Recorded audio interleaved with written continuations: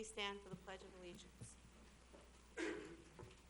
Allegiance to the flag of the United States of America and to the republic for which it stands, one nation, under God, indivisible, with liberty and justice for all. Please remain standing for invocation. Pastor David Taylor of the First Baptist Church of Fountain Hills.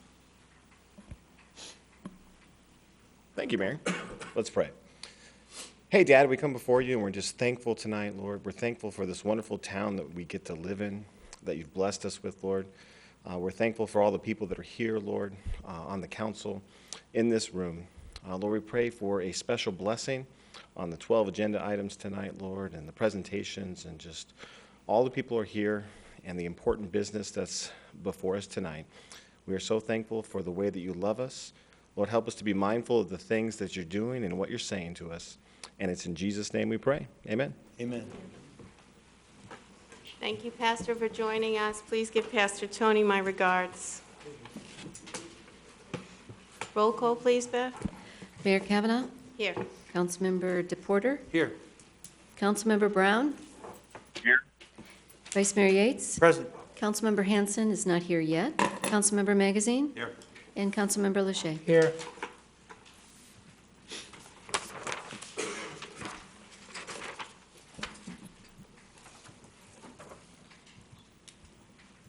Okay, we'll start out with my report on economic development. First concerns the MAG meeting, Maricopa Association of Governments. They've come up with some enhanced mapping and reporting tools that will be very useful to our economic development director, Scott Cooper. It's an online demographic and information mapping system, not only for the region and state, but for each individual municipality. The online mapping tool can be found at ims.azmag.gov. You can go and check it out for Fountain Hills. Maybe you'd like to know who is the biggest employer, how many people live and work here in town. This information and more is available free of charge on the site. MAG, in partnership with the Arizona Commerce Authority, has opened an office in Mexico, which will be able to link businesses in Arizona that want to do businesses with companies in Mexico, especially in the area of exporting American goods and services. This, in combination with MAG's online database of businesses called ConnectBN, aids businesses looking for contacts for goods and services that they need. This also is a free online database that can be found at ConnectBN, that's connectbien.com. Our local business owners should check out the advantages of the site. A GPEC Mayor's meeting discussed some new direction for the organization, including a reduced emphasis on solar, since that market isn't doing very well in Arizona. GPEC's presence in China, that for the most part dealt with the solar industry, would be greatly reduced. The new focus will be strictly on attracting companies from other states, in line with the governor's new directives and a continuation of our Velocity STEM initiative. Thank you, and that's my economic development report. And now we have a presentation by Shelley Mowry, Fountain Hills Substance Abuse Prevention Coalition Director, regarding the successes and accomplishments of the coalition. Welcome, Shelley. Thank you, Mayor. Thank you, Council, men and women, and appreciate the opportunity tonight to present this information to you. We are so grateful, and I've got a PowerPoint presentation. I understand you've got some information, also the slides in your packet there. One thing for sure is that this is not just a coalition initiative. This is a town initiative. These are the town successes. These are the people's successes. And this is one that should be shared with everyone. So we really appreciate the opportunity to come here and to share those successes, but also to thank each and every one of you for your support of the coalition activities. So with that, I'll get going. And actually, we have some of our coalition members here in town. In attendance here, Maria Peralt. She's on the ground. She's running every day out in the community. Mark Mayer. He comes to all our coalition meetings and does great work. And Mike Charno with the paper. So, and then also Captain Letourneau, I don't know if he's here or not still, but he was here earlier, and he attends always too. Great support from the sheriff's office. So with that, you can see also all of our great representation. Again, this is a community wrapping its arms around the issue of reducing youth substance use, because we know that one thing can deter a child's future, and that's substance use. So if we can prevent that, we can do a whole lot to help Fountain Hills be a healthier, safer community. So with that also, we've got major successes. Our text-to-tip program, where someone can call in a tip if there is a problem, if there's something going on at school or in a park or somebody's seeing a marijuana sale. You can call text-to-tip, and MCSO gets there within 6 minutes, and it's completely anonymous. And so we've had over 120 businesses have helped us advertise that. We're actually up to 177. And we also have early action kits. So if a parent is suspecting that something's just not right with their child, they can get a drug testing kit free of charge at the fire station here, which is awesome. Our Safe Homes Network is, again, a wonderful network where if your child is going over to someone's house, you can go on the Safe Homes Network and you can see if their parents have signed a pledge to not serve alcohol and to not allow drug use in the home. So what a great tool for a parent who has a freshman who's been invited to a party of a junior in high school, and they're like, I don't know their parents. Let me go check the Safe Homes Network. And you can go on and check to see if they're a member of the Safe Homes Network. And so it's fantastic. We were at the football games and got a lot of new Safe Homes Network families, and we were featured recently in a national publication by the Community Anti-Drug Coalitions of America for this fantastic application that's rolling out here in Fountain Hills. And also just the great awareness through the media and through the paper and, again, through here at the town council. We also know that prevention has really changed a lot. The average age of first drug use is 13 years old. So while we need to be reaching parents, we also still have to be reaching the youth. So we've got a lot of youth involvement with our Above That Club in middle school, and then also through high school we have our essay contest going on right now. We received a HOPE Award from Arizona Teen AA, which is Addictions Anonymous. That's a program that's run in the high school now with fabulous success. And also we've a graduate of a National Prevention Academy.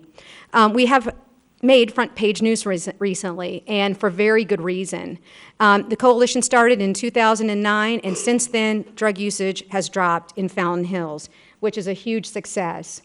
Taking a look at the data in detail, you may be wondering, where does this data come from? It comes from the Arizona Criminal Justice Commission. Every 2 years, they are mandated under statute to do a youth use survey across the state of Arizona. It's one of the very best in the United States. They survey 8th, 10th, and 12th graders, and the schools here participate in that survey.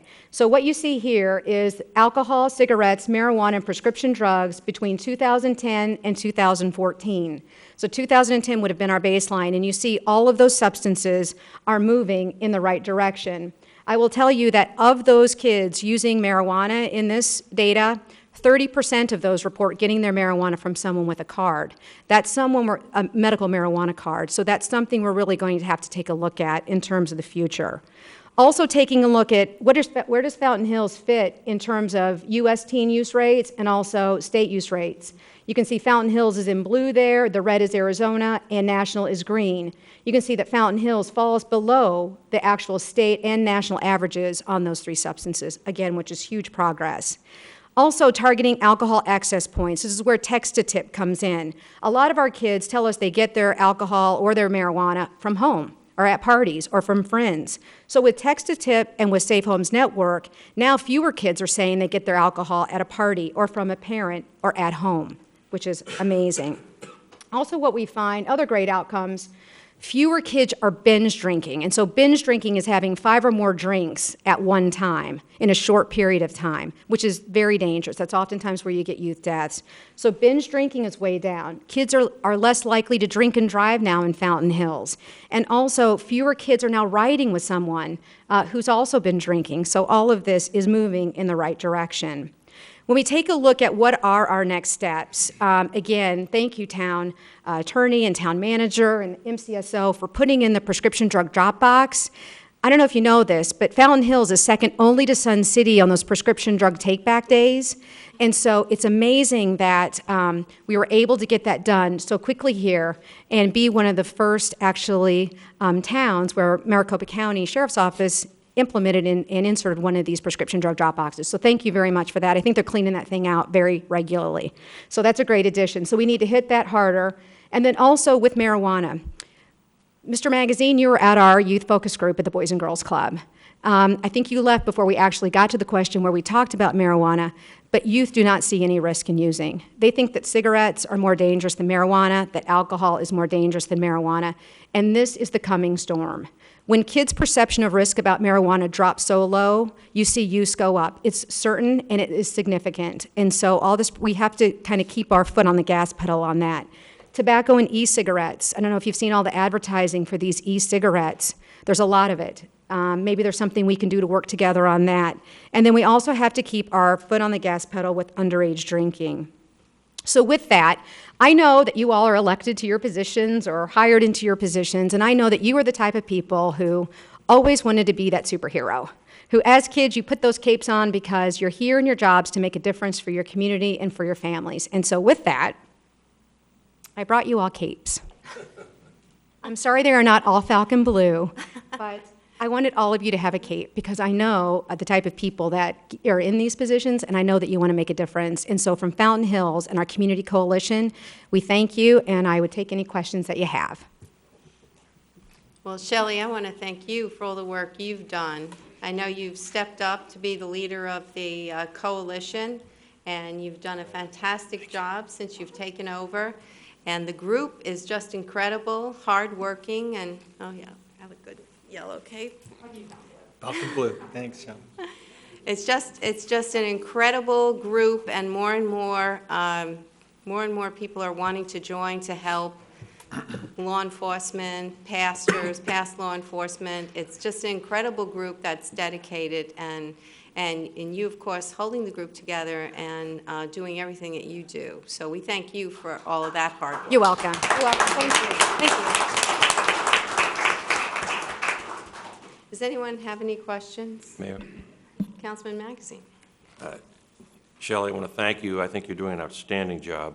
I don't know how I heard about the focus groups, but I contacted Shelley and said, would you mind if I were a fly on the wall and listen at the focus groups? And the first one was for parents, and the second one was at the Boys and Girls Club for young people. And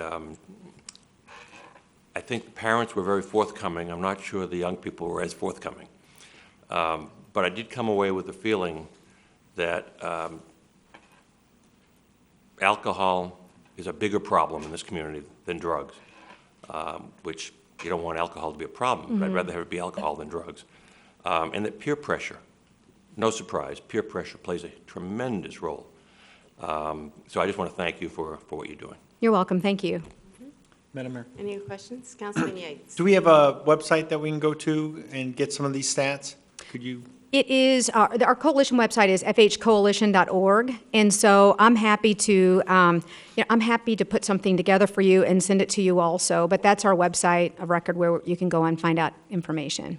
Thank you. Any other questions? If not, thank you so much for coming today. You're welcome. My pleasure.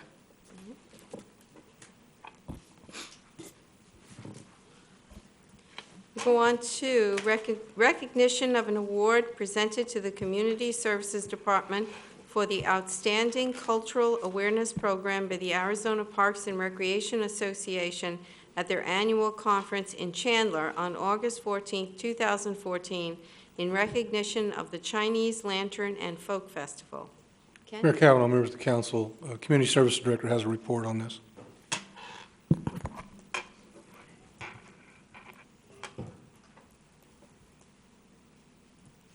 Oh, nice. Bear with me just a second here.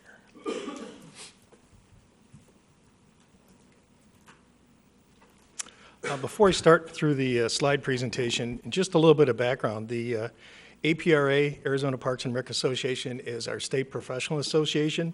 It governs our association statewide was founded in 1850 and promotes, not surprisingly, parks and rec activities, but want to just expound on the fact that it includes everything from nursing homes to national parks and everything in between. So it's a large organization.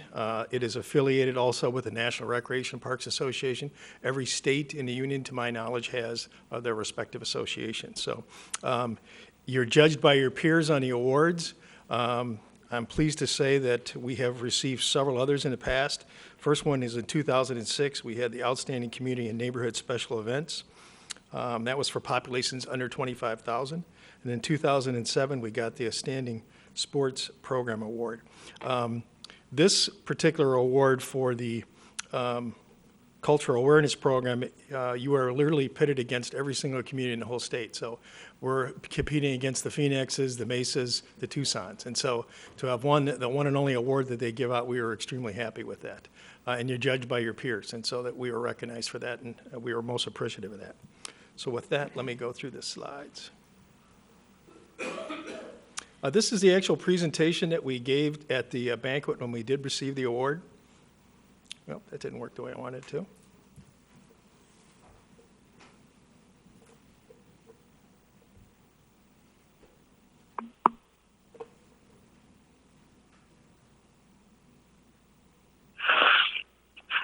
Toolbar. Thanks. This will scroll through here after a few seconds, but as I provided that background information, obviously it was constructing, shipping, and assembling 23 illuminated silk lanterns traveling 6,000 miles from their design to China to be assembled in Fountain Hills, in the holds of ships to San Diego and then shipped here. Just a reminder of what was involved last year with the various displays. As you've probably learned, unfortunately, we weren't able to work out the dates, and so the event is taking place in Peoria. But we've already started our discussions with them for the possibility of bringing them back this next year in 2016. We just couldn't work out the arrangements. They were seeking 3 weekends, and as busy as our schedule is down at Fountain Park, we just could not accommodate them. So that was unfortunate. So again, we were very pleased to have received the award. I think it was a culmination of a lot of effort for the first time ever. The biggest issue I think we heard, and I'm sure you all heard, was the issue of not being able to walk on the sidewalk while the event was in place. And we'd actually worked it out so this year where that was going to be open. So we had solved the major hurdle that we had last year. So again, I think it was a very successful event, especially for a first time. And we were, like I said, looking forward to this next year, and now we'll focus on 2016. So they've indicated to us that they're very much interested in coming back. We need to see if we can work out that third weekend. They also met as a group, and we met with them too, trying to figure out what were some things that they could improve on the program, and they've really taken that to heart and done a number of things. So we're appreciative of that as well. So with that, I thank you. All right, well, congratulations to you and your staff. I know they worked very hard. This was a big endeavor, just from all the paperwork that you had to do to help them to get the shipment here, and all the workers that were here constructing it, and all the activity in the park. So congratulations to you and the staff. It was a fantastic job. Thank you. We all need a round of applause for that one.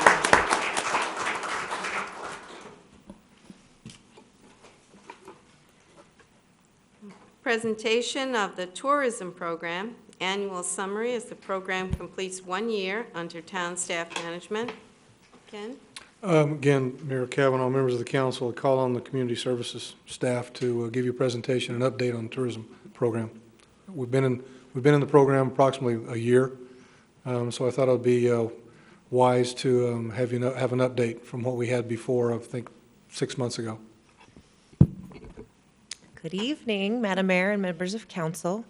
Grace and I are here to give you a very brief update on where we've been and where we're going. We are here to celebrate 1 full year of tourism under the town staff management. So this is just a quick review and then a snapshot of what is to come.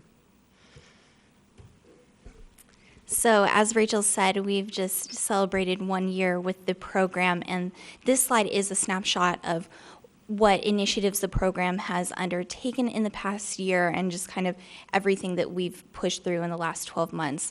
The biggest benchmarks would be the acquisition of a new full-time staff member. Thank you again, Mayor and Council, for your support in my staying. Branding of the Experience Fountain Hills title. The creation and implementation of a marketing strategy, design and implementation of existing and new publications, the revitalization of tourism programs, stakeholder meetings, presentations and outreach, along with incentives and initiatives, online advertising, and then brand exposure throughout the valley. All right. So here are two quick snapshots. The left side of the screen shows the previous logo, and then to the right is what the most updated version looks like. Very similar, but a little brighter, a little more pop to it, if you will. On the left, you also see a photo that was used in several publications as well as online access about our town. On the right is the newer version that we have been promoting. Again, it's the same town, it's almost the same shot, but it's certainly in a much more flattering light, if you will. We've continued with the new marketing message. If you recall, we introduced the Find Your Fountain campaign, and after a little feedback from folks, we felt like it was better to adjust it to Find It All. We felt like that was a better message and more understandable, perhaps, for those who are just being introduced to Fountain Hills.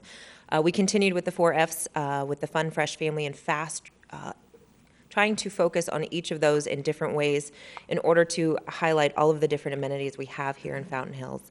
And then we have also introduced the concept of our campaign below, which is adventure isn't one size fits all.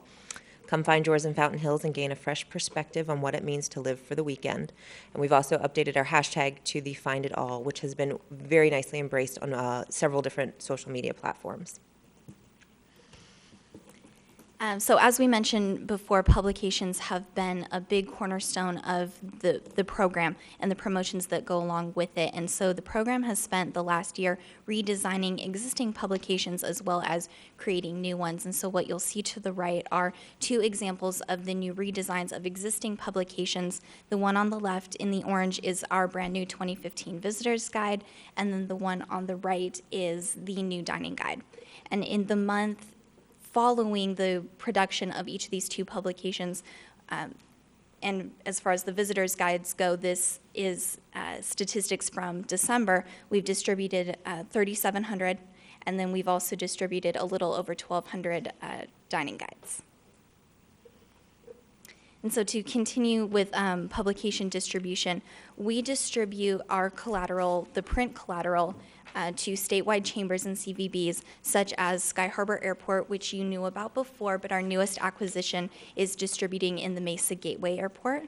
We also reach out to the Scottsdale CVB and then visitor centers in Sedona, Tucson, Mesa, and Flagstaff, just to name some of the 25-plus visitor centers that we ship to statewide. And so just a little over 1,200 to town business owners, realtors, hotels, restaurants, and the stakeholders within town.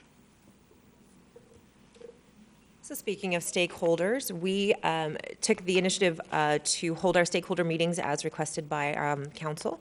We went ahead and held 4 different open roundtable meetings where we opened it up to all of our community members and stakeholders. Originally, we were intending to have specific meetings geared towards specific industries, whether that be the hotel industry or the restaurateurs and whatnot. But we found that there was a lot of conflicts and everybody has different things going on. So we opened it up to a roundtable discussion so that we could open it to everyone. We held 4 of those. We had really good attendance. We had hotels, we had restaurant owners, golf courses, as well as representation from the regional park. So those went well. They were very engaged. They're very excited to hear about the reinvigorated efforts of our tourism here in town. And what it has translated to is a very big increase in our participation through them. So they have reached out to us for information. They have reached out to us for publications and have really opened those lines of communication. So we can hope to continue holding those stakeholder meetings to keep those lines open and then reintroduce ourselves to other folks in the community. Oh, and I guess I should talk about Tourism Thursdays. Tourism Thursdays is our internal effort to highlight some of the hidden gems here in Fountain Hills. So we all know as residents here that we have a lot of great little places tucked away in town, and Grace and I took it upon ourselves to want to showcase those. We've gone to local restaurants, we've gone to the local chocolatier here in town, we've gone to different businesses, particularly, for instance, the nursery here in town, the candle shop here in town, just to highlight all the little things we have going on in this town that may not get as much notice as the big things. Okay, so with that being said, reaching out to people, you need to think about advertising. And so we invite you to take a look at our advertising designs and campaigns. You'll see 3 different designs to the right, and then below we feature the 3 major publications and vendors that we use to push these designs out in, and that would be TripAdvisor, the Arizona Office of Tourism, and Phoenix Magazine. And we try to gear each advertisement towards the folks that read those different publications. We're finding that, for example, with TripAdvisor, people tend to be looking for outdoor recreation and those kinds of outside engaging activities that would take up hours of time. And so, for instance, we would send them an ad that says adventure starts here. For Phoenix Magazine, they do, every year they dedicate 1 monthly publication to the best places to eat throughout the valley. And so we send them an advertisement that has more dining photos in it, and we really try to focus it to their readership. And then as far as brand exposure goes, we are excited always to talk about where we are expanding to. And the 2 biggest markets to jump into, of course, with it being 2015, is the Super Bowl. It's just a no-brainer. And so we've been working with the official guide to the Super Bowl, which is the City Guide. It is a branch off of Phoenix Magazine, and that works directly with the Super Bowl committee. It is their chosen publication for the committee as well as the hoteliers in Glendale. We've taken an advertisement out with them, and then we are also partnering with the Charros for spring training. So any baseball fans, the Charros are the home of the San Francisco Giants, who are the reigning World Series champions. So we figured that would be the place we want to be. But we have also, since the time this was created in the last few days, we've also inked a deal with the Diamondback and Rockies facility so that we will be featured in their program as well with a full-page color ad. Proximity-wise, these are the 2 of the closest stadiums to us, so we thought that was the best draw in order to hopefully entice some folks after a game or the next day to come out and enjoy Fountain Hills. So we're very excited about that. If you haven't had a chance to visit our website, the website has been redesigned. It has all new photography featured. We are working with a new designer to update that regularly so that we can always have current photos. For instance, the event tab on our front page will be continually changed to the most recent upcoming event. For instance, right now it features a picture from last year's Concourse in the Hills event. So it just keeps things relevant and very timely. It is now on a user-friendly navigation. It also has downloadable versions of all of our tourism publications, which also allows us to update them should something change or we need to add information in a timely fashion. It features an up-to-date calendar of events as well as integrated social media, and it is mobile-friendly on all platforms. So now we get to my favorite part, which is analytics, because the numbers just don't lie. I think we're cool, but the numbers think we're cool too. So this is a new analytic since we spoke in the 2 updates over the past year.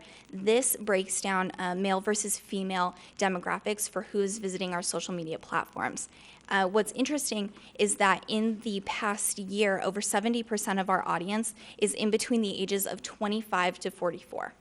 And that is the demographic that this program has really been shooting for. They're younger, they have families, they have a little bit more of that expendable income, and they are more likely to drive the distance to many valley-wide attractions that they like to visit. And so we are right within that niche of who our target market is and who we're advertising for.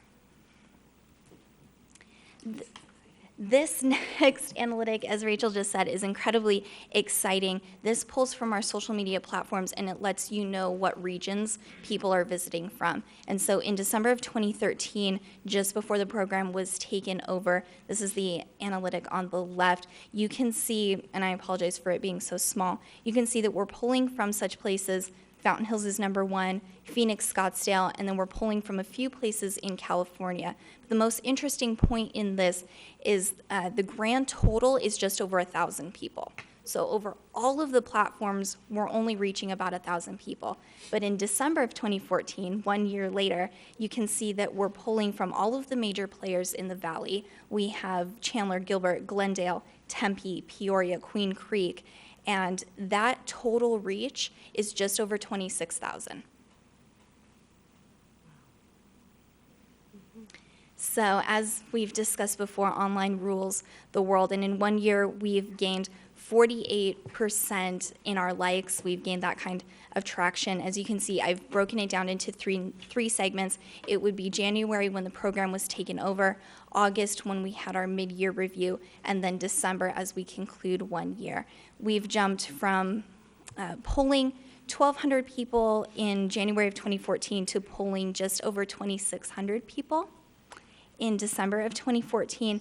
The biggest statistic, however, is reach. Online, it doesn't necessarily matter who subscribes to you, it matters who reads you. And so that's why reach tends to be the most important schematic that we can pull from. In January of 2014, we were reaching 172 people. It's pitiful, you won't hurt my feelings if you say it. But in December of 2014, we're reaching almost 9,000. That's a snapshot of the year in review. Looking forward to the next year, we really have, after talking, we really found that our efforts and our emphasis really doesn't change. We want to continue to expand our marketing efforts into more media, different media, other publications, and then maintain our relationships with those that we've started, including TripAdvisor and Phoenix Magazine. We hope to increase our visibility and presence at events, especially as our events increase. We want to certainly have a presence there so that people know where to come for information about other events, about things to do, about what they want to do next weekend when they come back to town. That we want to make sure that we're there to answer those questions. And then lastly, we want to continue our industry relationships, keep those lines of communication open, and make sure that we are serving the community and representing them through all different fashions. So with that, we'll turn it over if you guys have any questions. Well, I think we're all impressed. From just 1 year, you've done a really outstanding job, and just in time for the Barrett-Jackson, 3 weeks of that. I know the hotels have been giving out our brochures because these people have a lot of spare time in between. The hotels are full with people from Barrett-Jackson, and of course now with the Super Bowl coming, there's also lots of rooms reserved here and at Weekapaw. I also hope that in the near future we can add Salt River Maricopa Indian Community to our list of partners. I've been meeting with their new president, and he's very open to joining us in tourism. That'd be great. Yeah, so we'll work on that. But any questions from Councilman Yates? Thank you, Madam Mayor. Question, comment? Ladies, great job, and I know you're working closely with Scott Cooper.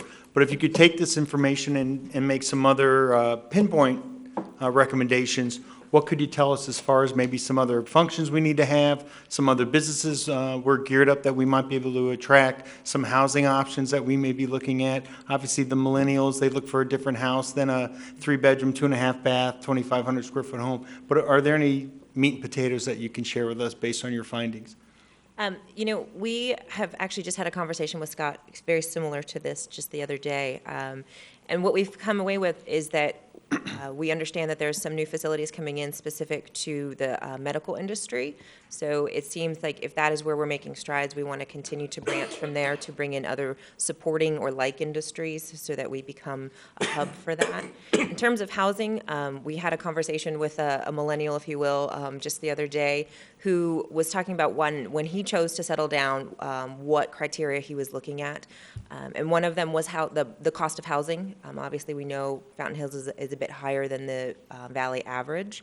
But I said, we were able to counter with the fact that you get what you pay for here. You have a beautiful town, you have great amenities here, and you have that small town feel without the small town location. We're very accessible to the valley with still having our own identity separate from the valley as large. So in terms of that, I'd like to hope that we can continue to have events to attract folks to and change that mindset a little bit, that it isn't just for an older demographic here, that we're open to all ages, and we hope to attract that, as well as our schools. I know our schools are a popular attraction, being that we have a very high rating and a high ranking within the state. So I think both of those will work in our favor. We just have to continue to get that message out there. It's consistency. Awesome. Anything else? Thank you, Mayor. Anything? No? Yes, Councilman Magazine? Anybody? Your productivity is very impressive. You've accomplished a lot in a relatively short period of time, and so congratulations. The question I have has to do with evaluation. All the money we spend for the town, things are tight, No doubt. no doubt. And so we have to make sure we're getting the biggest bang for the buck. And so my question is, in addition to looking at the analytics from social media and so on, have you given any thought to how you might evaluate or do evaluations of some of the other things you're doing? And I don't mean now, because you're just starting them, but for example, you're spending money on advertising. You're advertising for the Super Bowl and other places. You may not have gotten to this point yet because you're just doing it, but I would urge you to think about how you might evaluate the impact of the various things you're doing. You have a lot of moving parts. No doubt. And so I suspect there may be ways to evaluate isolated pieces of it to get some sense as to whether or not we're really getting the return we want for the money spent. It may be that you'll find that for some money spent, you'll want to go in a different direction. But I would urge you to keep an open mind on that and possibly look at some kind of evaluation for the future. We'll do that. Anything else? All right, thank you very much. Great presentation. Thank you. And call to the public, any speaker cards? No, Mayor. We'll go on to the consent agenda. We have 3 items, and I have a motion to accept the consent agenda as written. Mayor, so moved. Second, please. Second. And a roll call. Councilmember DePorter? Aye. Councilmember Magazine? Aye. Councilmember Leger? Aye. Councilmember Hanson? Vice Mayor Yates? Aye. Councilmember Brown? Aye. And Mayor Kavanaugh. Aye. Mayor 7-0. Let's not forget that Councilman Brown is with us, and just yell out, Councilman Brown, if you've got anything that you want to ask or comment or contribute. Thank you, Mayor. Okay, let's go on to our regular agenda item number 4.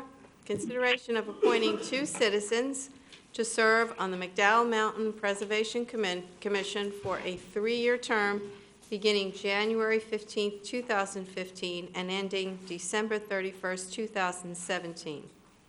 I move to appoint Bill Myers and Bill Craig.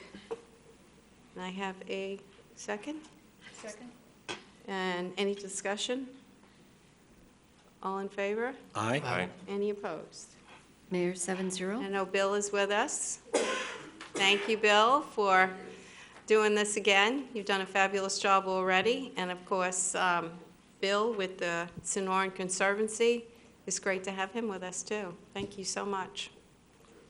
And number 5, consideration of appointing 3 citizens to serve on the Board of Adjustment for a period beginning February 1st, 2015 until January 31st, 2017.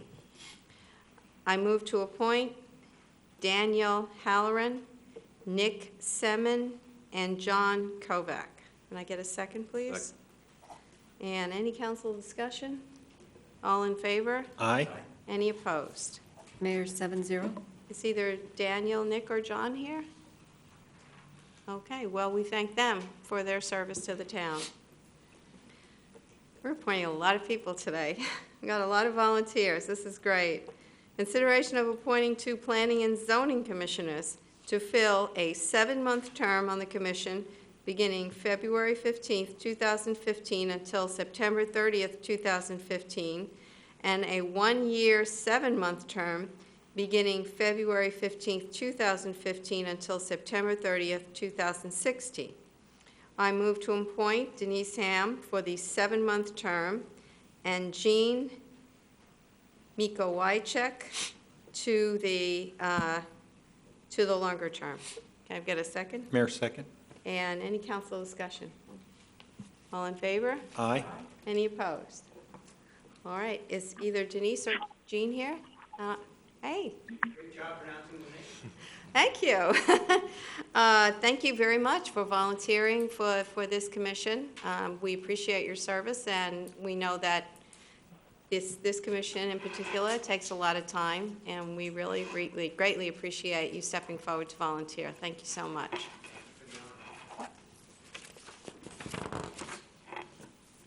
Okay, number 7, consideration of a special event application for the Slide the City event presented by Nichelle Jensen to be held on Saturday, April 25th, 2015.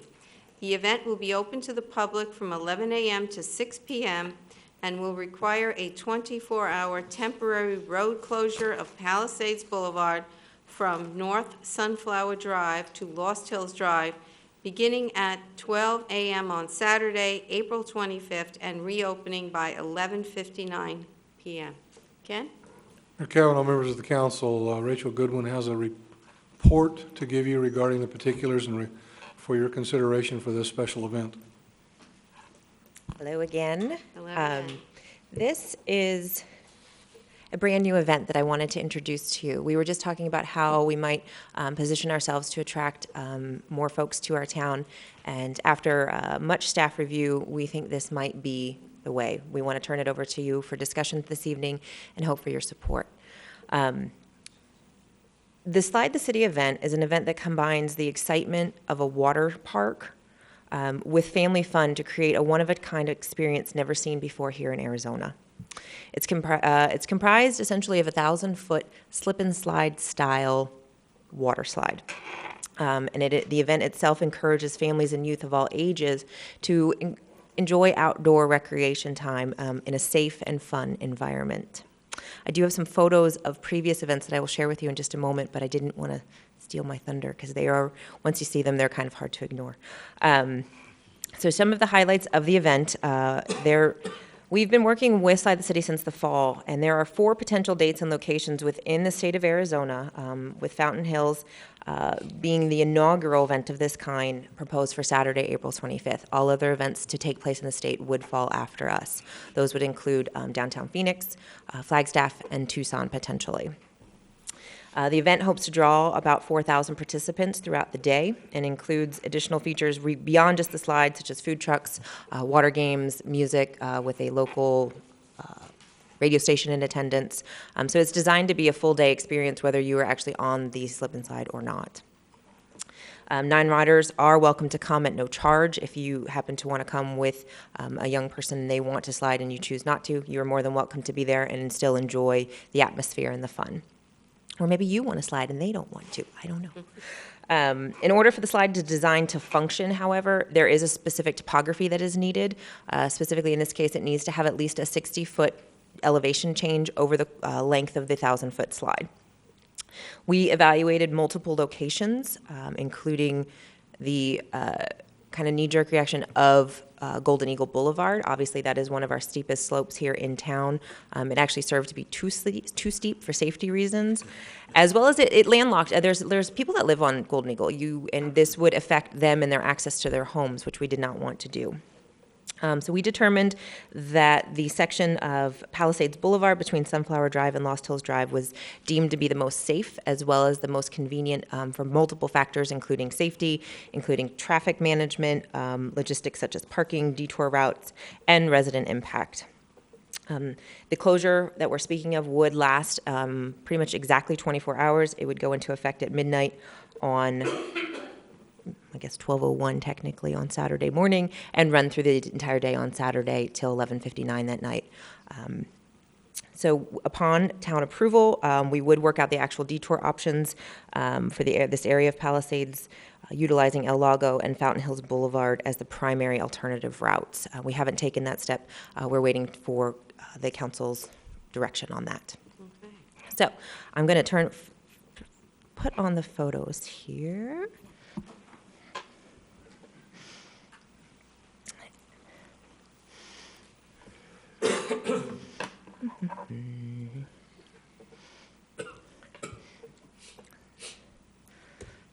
So these are photos from previous events held by Slide the City.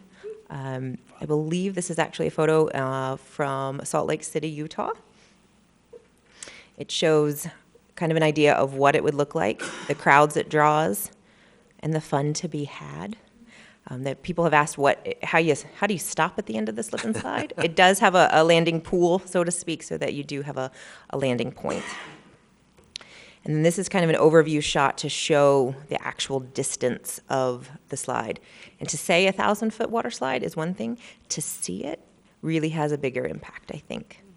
So what I'm going to do now is turn this over to Nichelle Jensen of Slide the City so she can answer any specific questions about the event that you guys might have.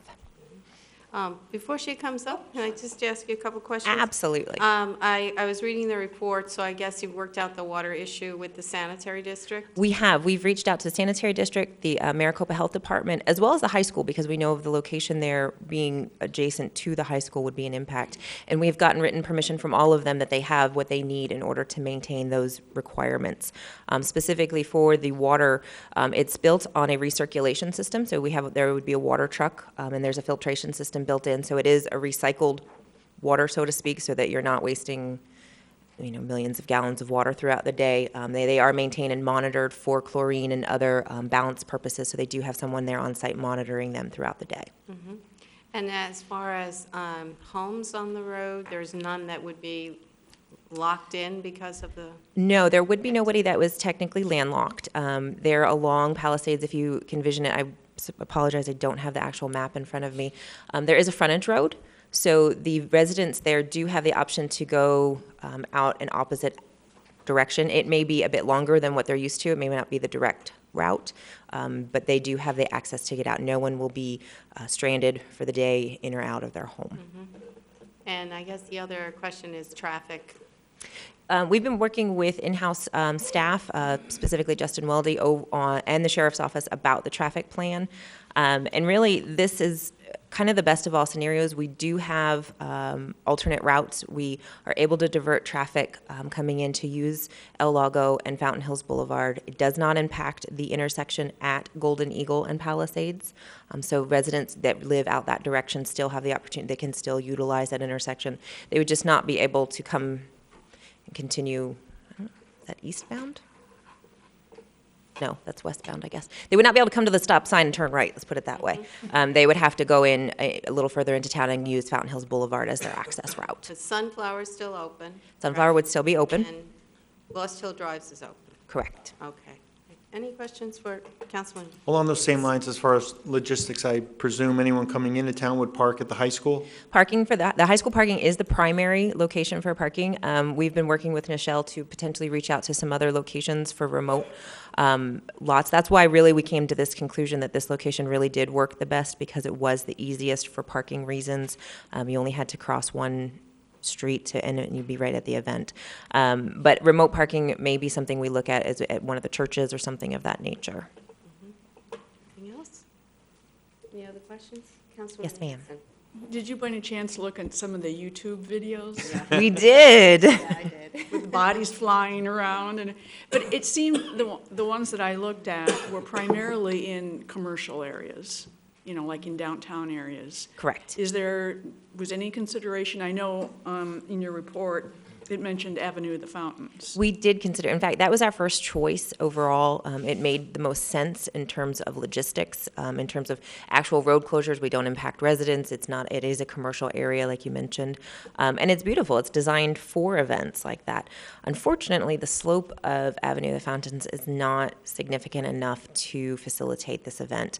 The best way I can describe it is we were talking with the organizers, and they said, if you get your running start and you go down on your tube, you'd have to stand up halfway down and take another running start to finish the route. So unfortunately, Actually, they did on some of the video. They did, and I believe they're moving away from having that kind of an experience because it's not as impressive, I suppose, and they're trying to make sure that the experience that they have, for the fees that you're being charged to be able to have that type of an experience of a 1,000-foot water slide, they want to make sure that you have the most impressive experience, safely, of course, as you can. Was any consideration given to Palisades in the downtown area, like between Verde River and La Montana and? Well, with the construction that will be going on Saguaro, that'll be a major, in that section of Palisades, presumably. We felt like that was probably not the best choice for this year. Should we evaluate that once the construction at that intersection is complete and find that that's a better fit, we can certainly look at that. I guess I have some concerns with the location. Even though there is the frontage road, and when you do look at the videos, this is like a big party. And when you say there's going to be a DJ there, I'm sure there's going to be probably loud music. And, if you're talking 4,000 people in this one area, I just think it's going to be pretty disruptive for the people that do live along Palisades because they aren't that far from the event. Sure. And considering the startup time or the setup time starts so early and the takedown time goes so late, that's going to be a major disruption, I think, for a residential area, which it is a residential area. It is, absolutely. I think what we were trying to, when we were looking at the actual setup and breakdown, because we certainly don't want to disturb the residents, you're absolutely right. A lot of the time that it takes for the setup is the filtration system and the water and whatnot, so we would anticipate that it would have a minimal impact in terms of there's no heavy machinery being brought in or anything of that nature for construction purposes. It's just the actual setup of the slide and filtration systems. But I certainly understand your concerns. Well, and people are going to be there having fun. Like well, they did in sure, the between video. They're 11 gonna and be 6. squealing and yelling, and it's like, if I was sitting in my house and I listened to that all day, I'd be, but. We also chose the date based a little bit on that too, because we do know we have so many winter residents that the date was hopefully to accommodate some of that as they head out of for the heat of the summer. I'd almost be more comfortable if we could do some sort of a mailing to those homes. We would absolutely advocate for that. That is actually part of the discussion we were having with Slide the City. They would be required to give a minimum of 10 days notice to all impacted residents in the area. That includes maps about how to, what streets will be affected and what their alternate routes will be so that they have a clear idea of what that is, when the event is in effect, who to contact should there be a problem or they have questions about the event. We deemed 10 days to 2 weeks as the appropriate timeline because anything earlier than that and people tend to forget about the event, and anything later doesn't give them enough time to fully vet any questions that they might have. Except that would be after the fact and it would already be approved.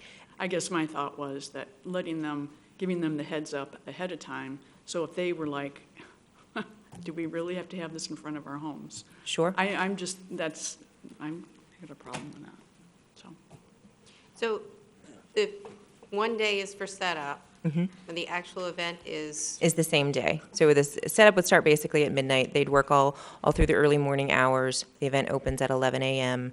For VIPs. The opens to general admission at noon and runs till 5 in the afternoon, and then runs an additional hour for those who chose the VIP access for an additional hour till 6. And then at 6, everything begins the breakdown process. so the actual hours of the event? Are 11 a.m. to 6 p.m. Okay, just on the one day? Correct. Okay. Any other, Councilman Leger? Thank you, Mayor. And Rachel, thanks for the presentation and your earlier presentation. You guys are doing a great job with Tourism Gracie. That includes you as well out there hiding behind Bob. I share some of the same concerns that Councilwoman Hanson had. When I first looked at this, I said, how exciting.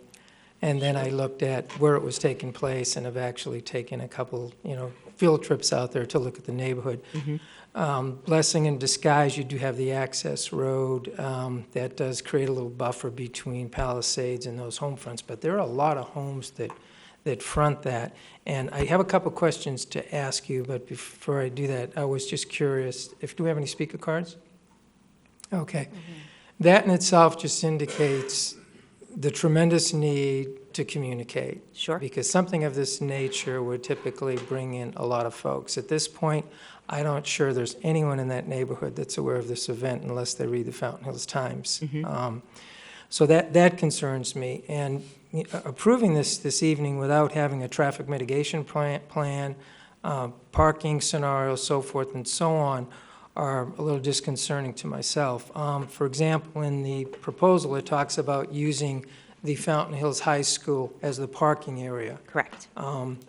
Any thoughts in terms of, from a safety perspective, getting folks from there up to the site, which is at the top of Palisades, right? They have to come all the way up to the top there. Yes. So we're looking at working with MCSO, traffic mitigation at that intersection. Yes, sir, we would. This has been vetted through the Special Events Committee, so it has been approved by all of those agencies, including the Sheriff's Office, who is in support of it, who have evaluated it and deemed this being the safest option for us, including traffic and pedestrian crossings there at the intersection. We felt like that parking plan naturally facilitated crossing at the crosswalk, as opposed to having mid-street parking or anything of that nature to where, to help, again, with the safety and and whatnot. So MCSO is on board with that. In terms of the traffic plan, the honest answer is that it takes a great deal of investment in order to get those plans set and squared away. And between discussions with the event organizer and ourselves, is we felt like we shouldn't move forward on that unless we knew the event had council's support. If that does happen this evening or future, if we end up doing a postponement, we would certainly work with them. Justin Weldy, the engineer here in Town Hall, felt confident that we could make sure that plan would work. We have a preliminary thought process in place using El Lago and as the primary detour route, because it is built and it is large enough to handle that much traffic. But in terms of the actual permitted process, it does take a sizable investment from the organizers to do so. And I'm sure you'll be able to work something out, because once again, as you said, you're closed between Sunflower and Lost Hills. El Lago is above that, so obviously a great deal of traffic can come out that way. You know, we all witness the great fairs, and we see that people are parked just about any place they can find a parking space. So I would say, in addition to the noise, and it is going to be noisy, and folks need to be aware of what's happening in their front yard sooner than later, parking. Are we going to be able to, for example, have some of those streets, particularly the access roads, closed down to only local and neighborhood parking? Because I can envision people turning off El Lago, and there's going to be people parked throughout that whole neighborhood, and that's going to be extremely disruptive. So that's why I would like to know more about all of that. Absolutely. And our attempt is not to disrupt the residents here, but to enhance what we do offer here in town. So our intent is not to disrupt the residents over there with parking problems and whatnot. So yes, we would definitely work with the Sheriff's Office to mitigate traffic over there and to reduce it and restrict it to residents only. I understand this is an amenity and it's an event for the town, and I applaud the event, but it will be disruptive to the neighborhood. So we need to do as much as we can to minimize that. And it's going to start with traffic, and it's going to start with disallowing people to park on those neighborhood streets, which then by default asks the question, where are people going to park? Thank you. Absolutely. Councilman Maxey. I believe I read that the fee is a range of $15 to $55. That is correct. What does that mean?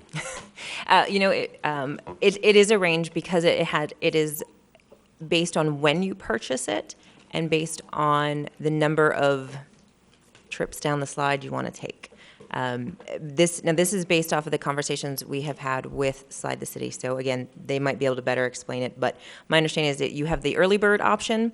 So you're really excited and you get your tickets well in advance. You have the standard registration window, and then you have the day of. So just like a lot of events, if you commit early, you get a better rate. That also being said, it is a combination of, hey, this looks really neat, I want to give it a try once, and you want to have one slide down, that is fine. If you'd like to have multiples, or you want to have maybe one for you, but you want to buy a few more for others that are with your party, you have the option of buying 3, or you have the option of an unlimited pass. I'm already confused.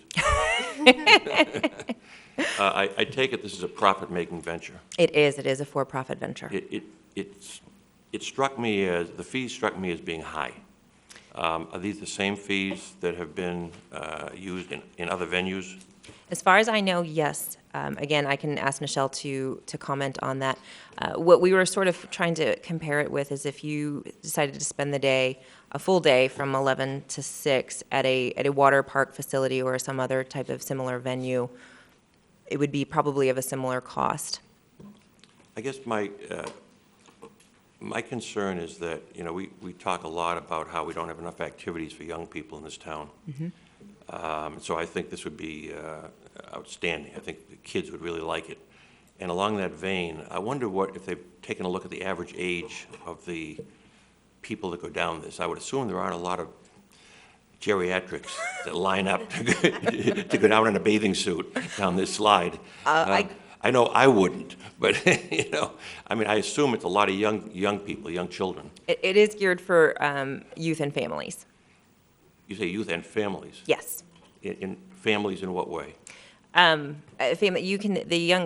The minimum age to ride is 6 years old, so you can have a young family that comes out, or I certainly see the attraction for a late teen, early 20 to late 20 age bracket that may not have family or children in their household, but certainly enjoy a fun afternoon slip and Well, slide. let's say somebody takes their 6-year-old to it, and they want to go down the slide once. Is it going to cost $15? It is.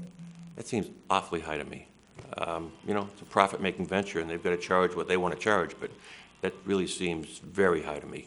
My understanding is it does come with some other amenities to it, but I'm going to refer to Nichelle on that. I know it comes, generally they include mouth guards and potentially some other water-based toys so that, again, you come for the slide to go down it, but you are there for the atmosphere to hopefully enjoy it, have fun with some friends, maybe grab something to eat, and then enjoy the whole atmosphere. And the nice thing that I enjoy is that I, as a parent or the parent of the child that you bring, you do not have to pay to get in. Unlike other places, even if you do choose to not partake in any of the rides or games, you're still often charged the admission price. Are there any liability issues? Is the town held completely harmless for this event? What if somebody has a serious injury, or any kind of an injury, sprains an ankle? I mean, people file lawsuits for anything. They do. We do require the liability insurance, naming the town as an additional insured provided by the company, just like we would for any event that comes into our town that we are not hosting. If there are other liability concerns, I'm sure we can certainly vet them with Andrew and whatnot to make sure that the town is fully covered. I'd like to ask if Andrew has any comment on this, or council has any comment. Madam Mayor, Councilmember Magazine, we typically have a minimum policy limit on events within the town of $2 million aggregate. Typically, if there is an identified high-risk event, like something that's going to shoot fireworks off, we typically go up in value from that. I don't know if this rises to that level. It has potential for injury, but so do just about every event that we put out there. Do you know of any, do you or the people representing the company know of any what we would call serious accidents as a result of this? I have not. I did do a little background work with two of the other event locations that they had, and they did not have any injuries reported that I'm aware of. I do know that they have the option of a helmet if you feel like that is a safety precaution you want to take. They do make those available at no charge should you request one. Again, Nichelle might be able to speak better to any other injuries that we may not be privy to. Councilmember Hanson has just put in front of me, what is this, YouTube? Yeah. Looks like a lot of fun. I may want to do it. You're young at heart. There's big people in there. It looks great. Just one last question. Thank you. I believe I read something about contributions to local nonprofits from the company. It wasn't specific about what it was. What is it? How is it done? How are they selected? So should the event be approved, the event organizers would work with a local-based nonprofit for volunteer support. So they ask for 100 volunteers throughout the day to cover different shifts throughout the day. And what they do is they do compensate the nonprofit for those volunteers. We have broached the potential of whether the town would be recognized as a partner, and if we were able to do that, would we be able to be recognized as the nonprofit or as the partnering entity? Should we be able to provide volunteers and act in that role? And it was agreed that, yes, if we would like to take that on, we can certainly do that. You know, what would we get for that? I believe, and Nichelle, please correct me if I'm wrong, I believe it's $60 a shift? $65 per shift, per person. So if you have 100 people at $65, that's $6,500 that could potentially... I'd rather see you lower the price for people to participate. Okay, thank you very much. Absolutely. All right, Councilman Yates. Although I more than appreciate everybody's concern, I'm looking at this like, yeah, demographics, young families, costs the town nothing. It's during the daylight hours of the summer. People aren't running down there till 10:30 in the morning and probably finish 5:30, 6 at night. I'm all for this. Good job. Bring it on. I'll be there in my Speedo. I'm just kidding. Dare. Councilman DePorter. The Speedo thing just rocked me. Threw 'em I'm off their excited to put my mother-in-law down this. It's possible for this to happen without a helmet. But I'm also very excited. I think this is a really exciting thing. I think that 1,000 feet, I mean, it is a long stretch. I mean, we're assuming that all those households would be, you know, troubled by it, but I think a lot of them could be excited too. I think it could be something really cool to have in front of your house. Great work. I mean, I think it's really exciting for the town, and with Councilman Yates, I think it's something that we should really go for, and I trust that our staff, you know, really vetted other places that it could be in town. Golden Eagle would be fun, watching people go incredibly fast. They would be launched. Put a ramp. But yeah, thank you. I mean, I believe that you've found, you know, what would be probably the best location that we could utilize in town, the least disruptive. So. I think your mother-in-law watches this. Your phone's going off. Okay. Would the applicant like to do any type of a presentation to us? This is Nichelle Jensen. She is with Slide the City, and she can probably answer a few more detailed questions that you had. I think I just heard Councilman Brown. Councilman Yes, Brown? ma'am. Mayor, if I may. Yes, go right ahead. Thank you very much. I, too, am in support of this event. I think it would be good for the town, and I would certainly hate to see it bypass our town. But I also feel like we should spend some time selling the local residents that are going to be affected by this, and spend just a little time selling this event to them and making sure that they will also support it and are not totally against it. I don't know that this has been fully vetted with the local residents, and that would be my only concern. Thank you. All right. Nichelle? Yes. Hi, thank you for having me. Rachel, great. Thank you for covering everything. I think she's covered all topics. Do you want me to just jump right into questions? Was that directed towards Unless me? you have anything you'd like to add to Anything the additional? presentation? You're not going to go down Hey, I was the going to ask, slide, were are you you? planning on? No, I'm good. I'm good. No, I have been with my family, and it really is an enjoyable, fun experience for all ages. And I really did see all ages out there I don't know that I actually saw any geriatrics, as you call them, out there.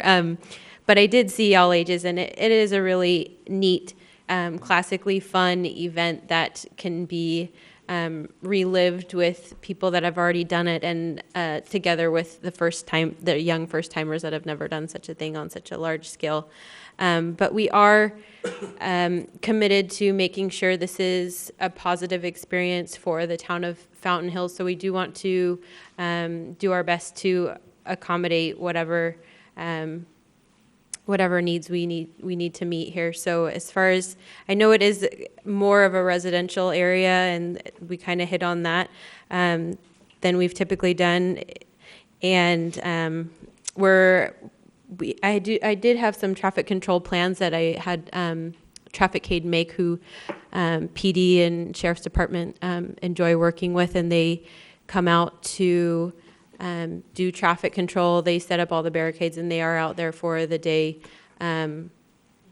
issuing traffic control. Or we can decide to contract out with off-duty sheriff or off-duty police officer so that they can be the ones out there rerouting any questions that residents might have, or any traffic concerns that might arise. And we typically have chosen to contract with police department and sheriff department for those needs. Trying to think of what else that you just asked in that question. What did you just ask about? Oh, the residents. Oh, have we had any injuries? No, there have been no injuries. And to touch on the price issue, because we have had we do have a really strong, at least $2 million aggregate insurance policy, and therefore the prices are very, very high for that coverage, and our premiums are really high for that reason. We also do work with, as you mentioned, a local charity, so we're happy to take suggestions for any nonprofits that you might have for us. Was the price, and then what was the other question? Trying to think I wanted to hit on. We wanted to, yes, we will notify. We have plans for alternate routes, and we do intend to notify residents at least 10 days prior with a route map for a traffic detour, as well as what the event will entail, the hours of the event, so that they're able to plan out whether or not they want to be there, or how they can access or exit their residence on that day. And we plan to notify them with that notice as well. All right. Any questions from council? Councilman Magazine. Quick question. I, too, am enthusiastic about this, given, taking into account some of the caveats that have been mentioned. If this were wildly popular and successful, without a lot of backlash, blowback from citizens about various things, could this be an annual event? Yes, of course, we would love for it to be an annual event. And have one on Shade. Yes, we'd love for it to be an annual event. And we wanted to make sure, I really loved Avenue of the Fountains, and I really did love that location. It just unfortunately doesn't work. And for the first time here, we want to make sure it's as successful as possible. And this location just worked the best for that reason. We want to make sure our first year here goes over as smoothly as possible. And we just felt like that location would work for all those reasons. And we're willing to reinvestigate next year alternate locations in Fountain Hills if we receive suggestions for next year. We would love to be here annually. Okay. Any other? Mayor, if I may. Councilman Leger? In previous events, you mentioned they've been more in commercial areas than residential areas. Once again, I may not sound this way. I'm very enthusiastic about all of this, and we certainly need more of these events, but I'm also mindful that we do this for economic development and economic impact, and I'm always looking at balancing residential needs with business needs, so forth and so on. So that's why I'm concerned about where it's being held. I think you chose a good place in terms of the way the streets are divided, so I think people aren't going to be kept from getting to their home. But my main concern, once again, is there a way we can mitigate people that are visiting, coming to listen to the music, so forth and so on, from parking in those residential areas? That's my main concern.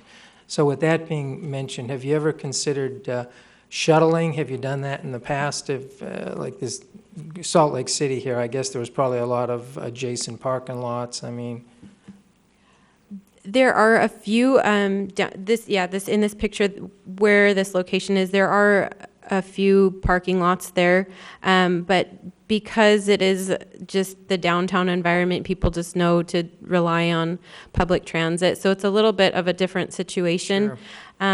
Because this is more of a residential area, I think people might assume they'll be able to, and it'll be our responsibility to put the parking options out there.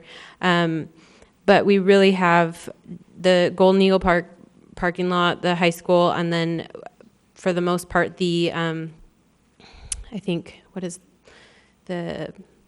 it mountain? No, there's a mountainside that runs perpendicular that has a long strip, but really we're working with a lot of street parking in the town, and we're happy to, like I said, just notify residents and make sure that that's something that they're willing to do. I'm not sure how far. I have canvassed the area, and I'm not sure how far people are going to tend to go into residential areas, but we do have, I know there's not any parking on Palisades on either side, but we do have at least planned for the east side of Palisades to be the actual location of the slide. That was the other question I wanted to address. The east side of the street where the actual sidewalk is, that will be the location of the slide, and the opposite side will be just for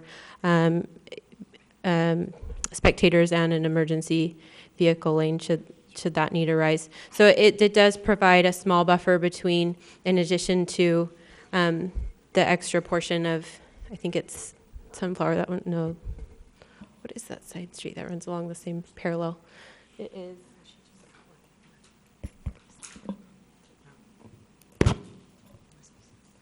Oh, it's not on here. But it does, yeah, the one that runs on the west side of Palace. It's like no. Oh, no, I'm looking at this backwards. It does provide, I'm just saying, it should provide at least a small buffer for those residences along the side, but we're just working with a lot of street parking here, half parking lot, half street parking. So they will be affected, and we'll do our best to try and reach out to them and make sure we can accommodate them in the best way that we possibly can. Would you be willing to set up remote? Good luck with that. Yeah, we'd be willing to do shuttles. We haven't done it, so I can't say that I have done that before, but I am open to getting creative with suggestions. Well, that gets to my earlier point where we're being asked to approve something, and there's a lot of data that's not on the table, and I think parking is critical, and it may sound like I'm a stick in the mud, but I've lived in this town for 23 years, and you just don't plop an event like this and shut down a major street in the middle of a residential area. As I stated, there are events that occur like this in different cities, and traffic control typically allows only local access for residents. Right. That's a possibility. I'm just throwing that out on the table. Shuttling may not make sense, Who knows? We don't know how many people are going to attend this. Maybe the high school will take care of it. So, as I said, I'm not trying to be a stick in the mud. I'm just asking these questions because I do want this to be successful, and I do want it to come back year after year. So, as well as I do, this premier event is going to be critical. So, one last question, if I may. What is your process of notification? How do you do that? Is it simply a letter? We would just have to come out and do grassroots flyering door to door. Oh, so you do go door to door. So that answers my next question. So you would be available to answer questions and field concerns from residents. Okay, well, I feel much better about that. Thank you. Councilman Yates? Well, Madam Mayor, I feel like you guys are in a good spot, and you've already done much of your due diligence. You obviously have some information from the council to go cross some Ts and dot some Is, so I'd like to move to approve the special event application as presented. Do I have a second? Second. All right, any other discussion? And we have no speaker cards? All right, all in favor of the motion? Aye. Aye. Any opposed? Nay, strictly for location.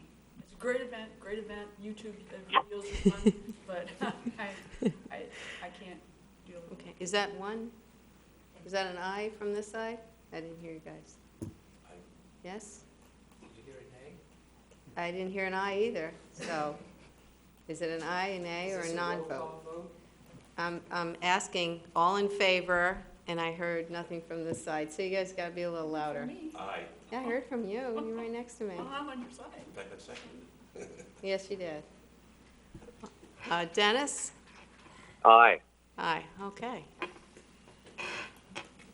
All right, Mayor, thank you. 6-1. Thank you very much.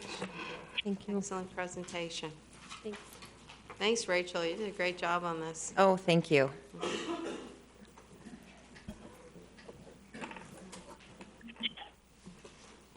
All right, the next items, 8 and 9. I will start by opening the public hearing. All speaker cards, comments will be during item number 8. Public hearing to receive comments on a proposed special use permit to allow T-Mobile to install a 72-foot tall faux palm tree cellular antenna array at 12031 North Colony Drive, located in the C3 zoning district. Case SU 2015-05. Bob. Ken? Bob. Thank you, Mayor, members of the council. As you said, this is an application actually by Coal Creek Consulting on behalf of T-Mobile for a special use permit to allow the 72-foot tall monopalm design communication tower at 12031 North Colony Drive. The subject property is on the north side of Colony Drive. It's currently occupied by a mini storage facility. The top picture in the slide shows the overall area, and the bottom picture is a blow-up showing the mini storage facility and the proposed location of the cell tower, where the star is. A little harder to see there. The upper left picture in the slide is the overall site plan. The proposed tower and ground equipment enclosure will be located relatively near the middle of the property. The upper right picture shows a blow-up of the equipment enclosure. The monopalm and ground equipment are proposed to be surrounded by a 6-foot tall chain link fence, which is then surrounded by 9 protective bollards. The total area inside the enclosure will be about 240 square feet, which is slightly bigger than one handicap space. And the bottom picture is a perspective view of the monopalm and the equipment enclosure, which is around the base. It's kind of hard to see, it's a little washed out. In order to grant a special use permit, certain criteria have to be met under the ordinance. The C3 district allows 40 feet or a waiver within the special use permit. This proposal is for 72 feet of the stealth design, so that waiver would be necessary. Staff believes that the monopole stealth design, as well as the additional palm trees that staff is recommending, will adequately mitigate this issue and allow for the waiver. The ordinance requires 100% fall down distance. In this case, that distance would be 72 feet, or a waiver in the special use permit to allow for something less. This proposal is for 64 feet 3 inches, so it's about 8 feet short. Staff believes this could potentially cause off-site damage if the tower were to fall, but it's not significant danger, and I'll get to that in a sec. The ordinance calls for a 300-foot separation for residential uses for a waiver or a waiver in the special use permit. Staff believes that the tower location on the opposite side of a service alley from the residential uses provides adequate separation in this case. The ordinance would call for no detrimental effects on adjacent uses. The alley is 64 feet 3 inches away. The properties to the south, east, and west are commercial in nature. The property to the north is a multifamily residential area. The mini storage building itself is about 5 feet away from the tower. Staff believes that the only situation that could be detrimental to nearby properties would be if the tower should fall northward towards the condominiums. However, even then, it would fall first fall on the storage facility itself and possibly into the alley. The requirement is we are required to ask if surrounding topography presents any issues. The property is completely developed. The topography will not present any problems with the placement or the use of the tower. There's also a requirement to blend in with surrounding foliage. There is no landscaping currently in the immediate vicinity. Staff believes that the existing 3 palm trees, which are about 115 feet away on the property, are not close enough to the monopalm to help mitigate the visual impacts. The Planning and Zoning Commission and staff are recommending that 3 additional palm trees be added near the monopalm. The ordinance encourages stealth designs whenever possible, and staff believes that the monopalm design is appropriate and meets that criteria. The ordinance calls for good and easy access whenever possible. The tower is located near the middle of the facility in the parking area and directly off a paved alley, so it has excellent access. The ordinance calls for co-location whenever possible. Now, the applicant has stated that there are currently no existing possibilities for co-location in the immediate vicinity. Up over here. This is a photo of this is the existing property. About where that trailer is back there with the red stripe on it, that's where the palm would go. This is a photo sim showing where that palm tree would go. This sim does not show the additional 3 palm trees that are being recommended by the Planning and Zoning Commission and staff.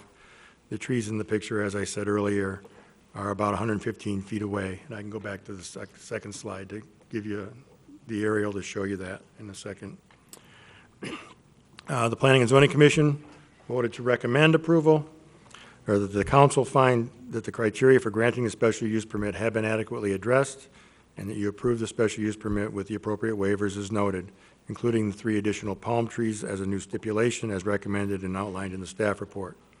Staff also recommends that the council approve the special use permit as recommended by the Planning and Zoning Commission. The applicant is present, and I have been informed just prior to the meeting that he does wish to address the council as he has objections to the stipulation for the additional palm trees. Thank you. That's in my report. Thanks, Bob. We'll start with questions from council for Bob. Any questions? Councilman Leger? Thank you, Mayor. Bob, could you just once again repeat what you stated earlier, that the stipulations were put in place by P&Z to mitigate issues that would prevent them from getting a special use permit? Yeah, there's a requirement in the special use permit section that you attempt to blend these towers whenever possible, and obviously these towers are not blendable per se, but the typical solution to that has been in the past when you get a palm tree to have additional palm trees planted nearby to at least give it the semblance of a palm grove. If I can show you on this slide, the star is where the proposed palm tree is going, and the existing palm trees are way down here. So what they wanted to do was to get some more palm trees around this area so that it doesn't actually stick out like a sore thumb. And yes, it will be taller, but the hope is that those additional palm trees will grow. And that's the same stipulation that we applied to the faux palm that's out behind the Alamo Saloon. Yeah, I do recall that. So in essence, P&Z approved this unanimously based on the stipulations? Yes. Thank you. Any other questions? Councilman Yates? Thanks, Bob. Don't we have another single pole somewhere? Yes. That we don't have any additional palm trees around it? No, there are 3 additional palm trees Okay. around it. That's behind the Alamo. That's the only other one over there? That's the only other palm tree we have, Okay. yes. Thank you. Okay. Then our speaker card, is that from the applicant? All right. Yes, Well, Mayor. let's have the applicant come up. You go. Oh, you go.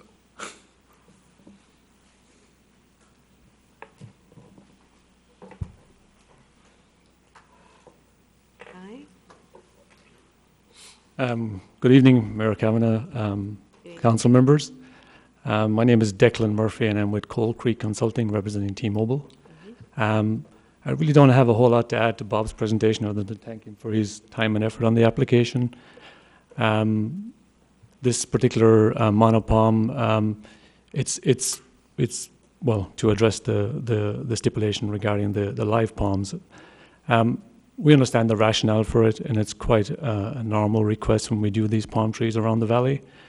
But with this particular property, we kind of have a unique situation because all of the space within this property is revenue-generating space. Our footprint is, as Bob said, a little more than a handicap parking spot. So the footprint that we currently are proposing for the T-Mobile monopalm and equipment is pretty condensed into 240 square foot area, which is quite small for the typical site that we do. So we don't, T-Mobile per se doesn't have any problem with live palm trees. Like I said, it's a very typical request, but it does create a problem for the property owner, and obviously, giving up parking spaces next to the proposed T-Mobile footprint is obviously going to prevent those spaces from, like I say, generating revenue. So we have the owner here to speak to that if you wish to hear from him. But that's our position. Basically, T-Mobile doesn't have a problem, but it is creating a problem for the property owner. And like I say, it's a unique situation in that respect. Normally, we would put these monopalms in spaces that would never be used, and additional live palms would never, usually not a problem. So I would like to hand it over to. Mayor. Question? Councilman Yeah, Magazine. am I correct that this is not visible, these palms wouldn't be visible to any inhabitants, any non-commercial, any residents? Are there any residents that would see any of these? Mayor Kavanagh, Councilmember Magazine. To be fair, the 72-foot monopalm is going to be visible. There's no denying that. Obviously, it's of a stealth nature. T-Mobile has agreed to match the exact color and type of the monopalm that currently exists at the Alamo Saloon. So, the straight answer is there's no hiding the monopalm, but as we saw from the presentation, there are 3 live palms approximately 100 foot away, and I think that would probably help mitigate the proposed monopalm. Planting 3 more live palms, 25 foot, 30 foot tall, I'm not sure it makes a huge difference. They're probably half the height of the proposed T-Mobile monopalm. So, Yeah, I must admit that I'm not sure I understand the rationale for sticking up 3 more. I mean, they must have had some reason to do it, but I'd have to be convinced, I think. Councilmember Magazine, I guess from our perspective, I guess we, in our presentation, have shown the existing 3 live palm trees. We would argue that that should probably help mitigate the proposed monopalm, and we would hope that that would suffice, but of course, that's entirely up to the council. Of course, the Palm Tower itself is going to be generating revenue for the applicant. Correct. Because you said that the reason why you didn't want the other palms is because it's going to take up, could you explain that again? It's going to take up room for parking, or? Sure, yeah, Mayor Kavanagh. Basically, it's obviously, being a storage facility, every space there generates revenue, and of course, T-Mobile will pay rent for the use of the space that we're proposing, which is quite condensed. But I will say, from a T-Mobile perspective, we are at the upper limit as far as the lease rate, and the fact that we're doing a monopalm, and the fact that we're matching what AT&T has at the Alamo Salon. To put it, simply, we're at the upper end of what the costs are as far as lease rate and the cost of the monopalm. So, like I said, ordinarily we would not have a problem planting live palm trees from a T-Mobile perspective, but the fact that this does impact the property owner, and the fact that we would probably have to take up another, maybe a parking space or 2, may make the site Just cost so I prohibitive. understand, it's parking space, it's not the storage space. Correct, and the parking spaces, I understand, are leasable. Trying to get the picture Yeah. in my head of what we're talking about, parking space. Parking spaces, yes, but they're lease generating parking spaces, but. Okay. Mayor? Thank you, Mayor and Councilman. Hang on one second. Councilman Brown, Yeah, I'd like to weigh in on this a little bit. please go ahead. There is a landscaped area between the east wall and the street that we requested years ago to be landscaped, so we didn't have to look at the wall. So the so the residents of the multifamily units on to the east didn't have to look at just a straight bare wall. Could we consider maybe replacing one of the trees with a couple of palm trees, or using that landscaped area opposed to taking up any more of the space inside of the rental space? It only makes good sense. We're talking about a distance of 1 foot difference to the east opposed to where they're asking to have the palms planted. I hope that makes sense.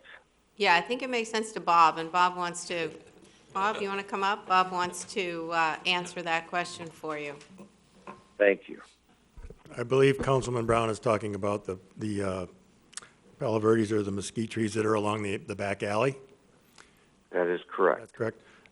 Yeah, those trees were actually put in as more or less a buffer for the condos which are across the street, which are, if you look at this is the site, the condos are right here, and this is the alley.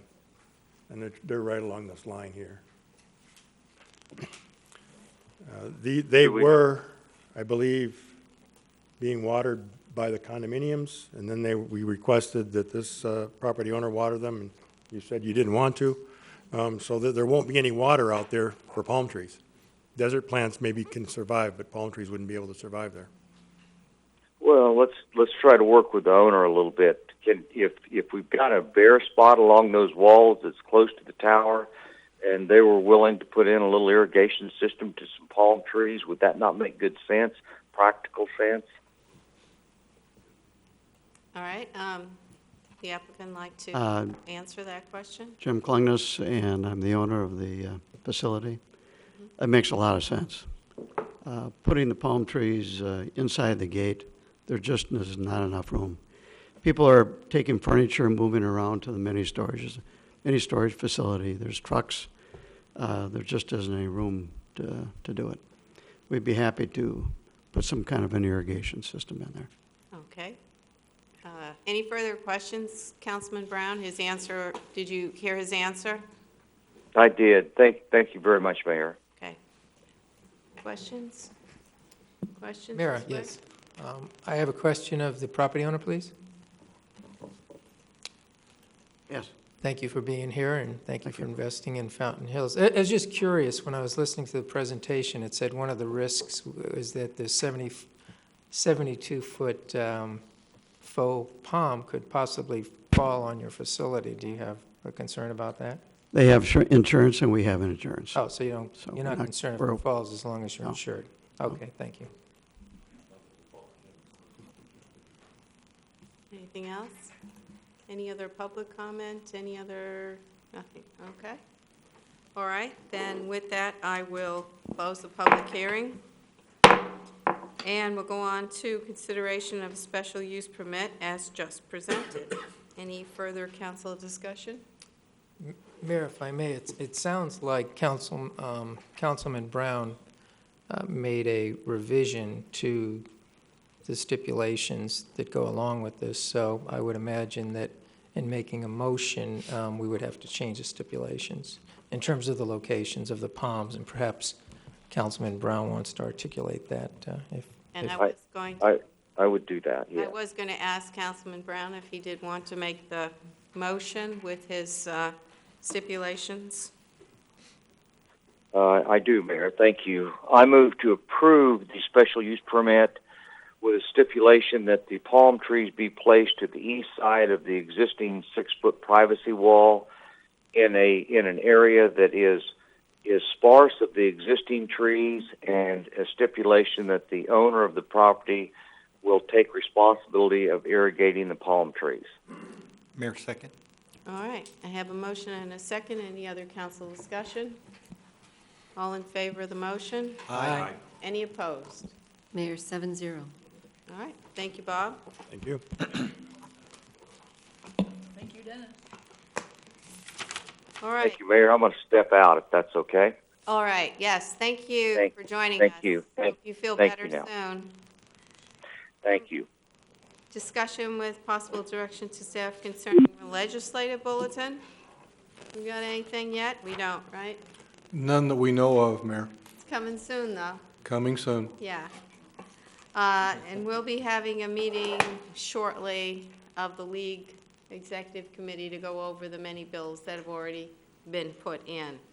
All right, then this is where we go into our number 11, which is our direction to Ken. Ken, do you have anything else that you want to No, Mayor. add? Okay. Number 12 is the summary of recent activities, and I do have mine, but if anybody else wants to go first or have anything else they want to say, I will talk about the things that I've been pretty busy. I do want to report that in addition to being on the executive committee of the Arizona League of Cities and Towns, I've also been selected to be on their budget committee and the policy committee that deals with public safety, military affairs, and the courts. I am looking forward to this increased involvement with the league. I attended 3 inaugurations. The first was the inauguration of President Delbert Ray and the Tribal Council of the Salt River Maricopa Indian Community. It was an honor to be invited by the Salt River community to represent Fountain Hills. Since then, I had lunch with President Ray, and we discussed future cooperation between our communities in the area of tourism. Another inauguration I attended was that of our new governor, Doug Ducey. I was very pleased to hear the new governor promote a business-friendly atmosphere in Arizona to attract companies to move here and to encourage our current businesses to stay. He also promised a balanced budget with no unnecessary spending. That's good for us taxpayers.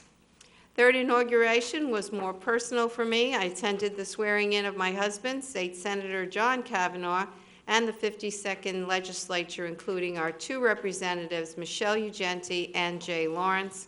Of course, I used the opportunity to reconnect with legislators and meet some of the new ones. I attended the Hanukkah celebration on the Avenue. That's always a mixture of fun and culture. The kids, along with my grandson, enjoyed a fun show by a yo-yo expert, and we all enjoyed homemade traditional Jewish foods. But the honor that was bestowed on my husband and me was to assist Rabbi Lipskier in lighting the first candle on the menorah. Let it snow, let it snow. It didn't snow in Fountain Hills, but the kids found a hill of snow in Fountain Park on Sunday, December 21st, thanks to the generosity of the congregation of the Harvest Bible Chapel. There was food, music, and a huge slide of snow along with discs to slide down on. I want to thank Pastor Justin Erickson and his volunteers for creating this winter wonderland for the kids. I also want to thank the town staff that helped make this last-minute event possible. Today, I helped cut the ribbon for Papa Murphy's Pizza. We all wish them good luck with their new business here in town. And on behalf of the council, I want to thank everyone who contributed money, food, toys, or your time to help make the holiday season a happy one for those in need in our very own community. And with that, I will ask, if there's nothing else, I'll ask a motion to adjourn. Mayor, so moved. And a second? Second. All in favor? Aye. Any opposed? We are adjourned. Thank you, everyone.